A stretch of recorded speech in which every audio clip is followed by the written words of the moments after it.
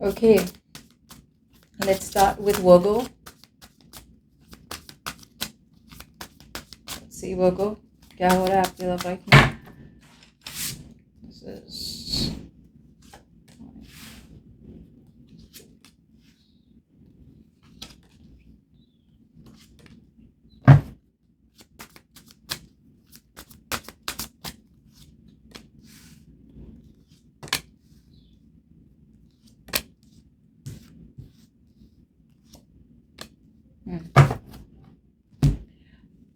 okay.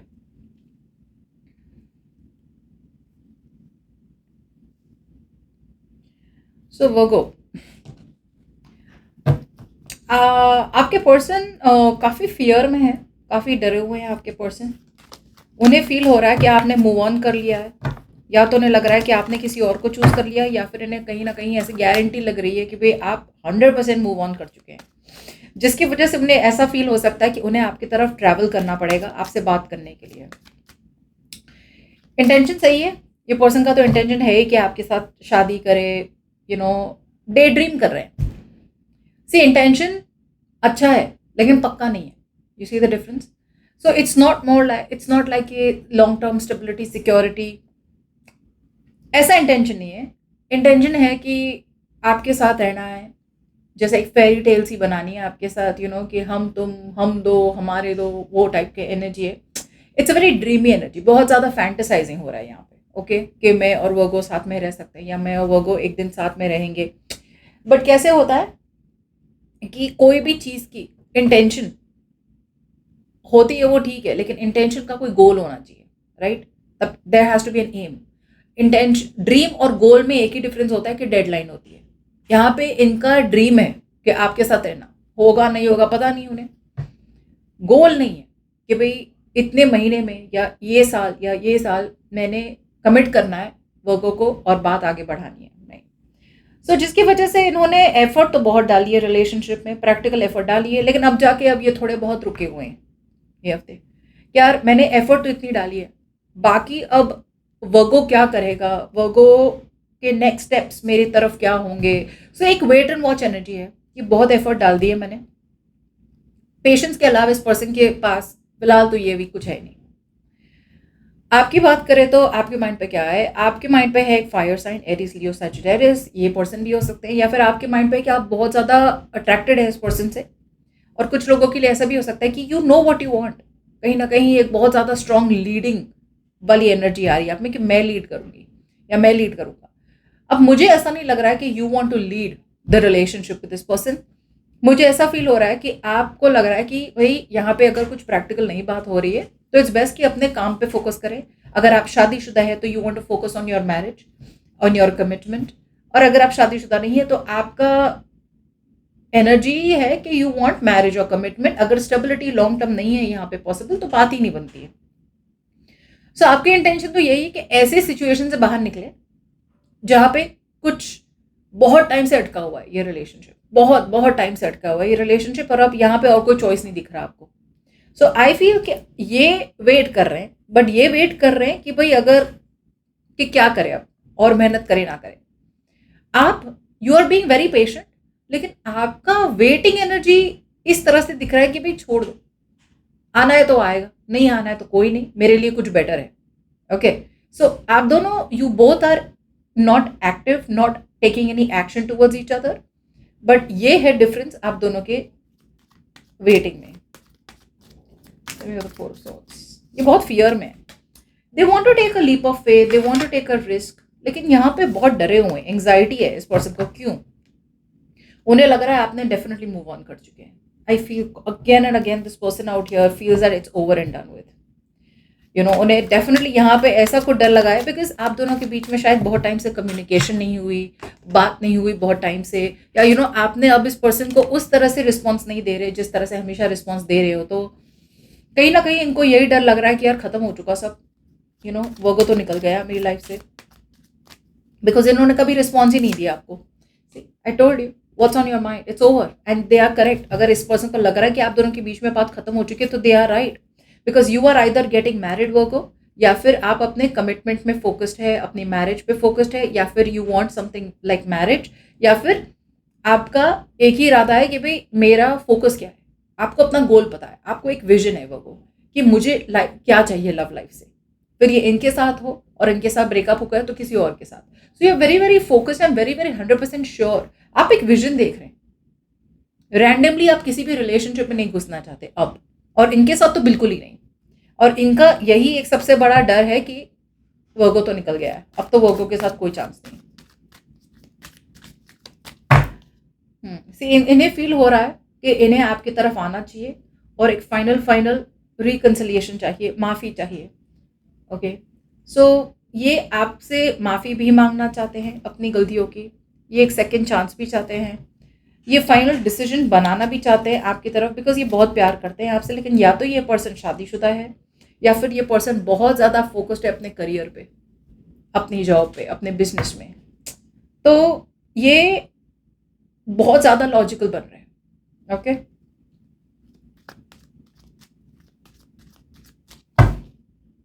आपका काफ़ी दिल टूटा है इस पर्सन की वजह से।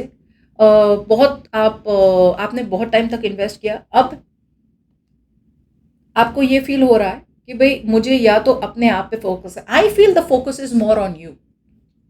आपको फील हो रहा है यार क्या ही ऐसे पर्सन में एनर्जी डालनी, या ऐसे लोगों के साथ क्या इन्वॉल्व होना जहाँ पे मैंने इतना प्यार दिया, इतना ज़्यादा मैंने इस पर्सन को डेडिकेशन दिया, stability, security, like a wife. You nurture this connection like a wife, like a husband. लेकिन वापस क्या मिला आपको? कुछ नहीं। ये पर्सन ना तो डिसीजन बना पाए, ना ये पर्सन माफ़ी मांग पाए, ना ये पर्सन अपनी गलतियां सुधार पाए। सो देर वॉज नथिंग। ऊपर से ये लॉन्ग डिस्टेंस रिलेशनशिप हो सकता है कुछ लोगों के लिए, तो वो भी वर्कआउट नहीं हुआ। सो दे फील कि they want to come towards you with a reconciliation. Okay, second chance चाहते हैं, माफी मांगना चाहते हैं, लेकिन बातें नहीं हो रही आप दोनों की। तो इन्हें लग रहा है कि यार क्या ही करें, कैसे बात करें। या सी इंटेंशन यही है कि यार पास्ट को छोड़ो, पास्ट को पास्ट में ही रहने थे, और वो आपकी तरफ आना चाहते हैं। बिकॉज अब जाके मतलब इन्हें इनकी अक्ल ठिकाने आई है, और अब जाके इस पर्सन को लग रहा है कि see they want happily ever after with you. Very strongly I am getting कि ये पर्सन अब I am getting two stories here. अगर आप दोनों के बीच में अगर आप मूव ऑन कर चुके हैं, अब मुझे दो स्टोरीज मिल रही है। या तो इनका इंटेंशन है कि मूव ऑन कर लें आपसे, बिकॉज यहाँ पे इन्होंने बहुत मेहनत करी है, लेकिन आपके साथ रिलेशनशिप वर्कआउट नहीं हो रहा है, because they are already married. ये पर्सन ऑलरेडी मैरिड हो सकते हैं। अगर ये ऑलरेडी मैरिड है तो इनका यही इंटेंशन है कि भाई मूव ऑन ही कर ले। दूसरे लोगों के लिए ये स्टोरी मुझे लग रही है कि भले ही इनका इंटेंशन जो भी हो आपके साथ, राइट, इस पर्सन को चाहिए कि भाई पास्ट को पास्ट में ही रखे, पास्ट को भूल जाए, और आगे उन्हें कहाँ एफर्ट डालनी है इसके तरफ आगे बढ़े। लेकिन इंटेंशन यही है इनका कि आपके साथ एक हैप्पीली एवर आफ्टर चाहते हैं।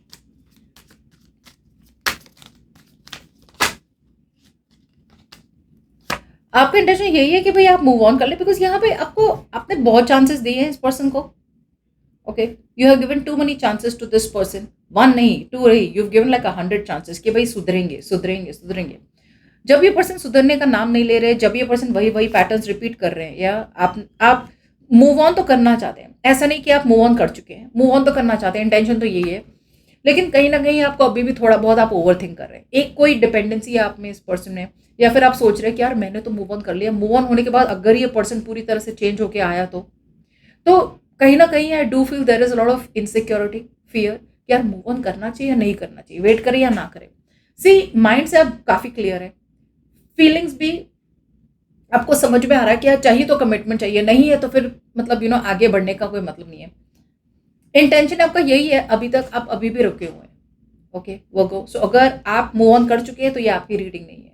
लेकिन जो लोग रेजोनेट कर रहे हैं कि हाँ भाई मैं अभी भी रुका हूँ या मैं अभी भी रुकी हूँ, ये आपके लिए। अगर आप बोल रहे हैं मैं तो मूव ऑन कर लिया, तो आपकी रीडिंग ही नहीं है, राइट, बिकॉज मुझे यहाँ जो दिख रहा है मैं वही पढ़ रही हूँ। आप मूव ऑन करने की कोशिश कर रहे हैं, लेकिन आप रुके हुए हैं। ओके, आप रुके हुए हैं।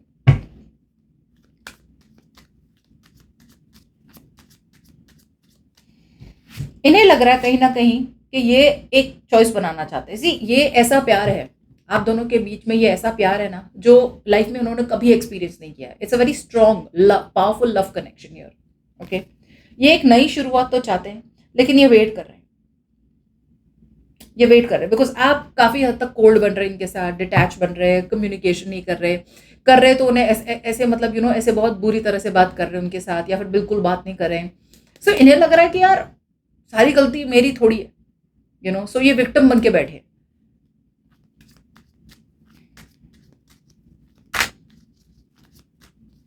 कहीं ना कहीं ये person they are at a crossroads कि आपको कमिट करे या ना करे, एंड आप अपनी डेविल एनर्जीज को, टॉक्सिसिटी को, अपने एडिक्शन को, इस पर्सन के साथ कोई डिपेंडेंसी है वो सब रिलीज करके आप you are now in love with your self, you are loving your self. Okay, yeah see आपका फोकस, जैसे मैं कह रही हूँ बार बार, आपका फोकस एक ही दिखा रहा है, आपका फोकस है स्टेबिलिटी, आपका फोकस है अपना काम, अपना करियर। यहाँ पे अगर कुछ लॉन्ग टर्म टिक नहीं रहा है तो आपको उसकी जरूरत ही नहीं है। Okay, it's like there is no place for something temporary in my life. Okay Virgo, चलिए देखते हैं what's the best possible outcome for Virgo this week. Page of cups, very good. Page of cups,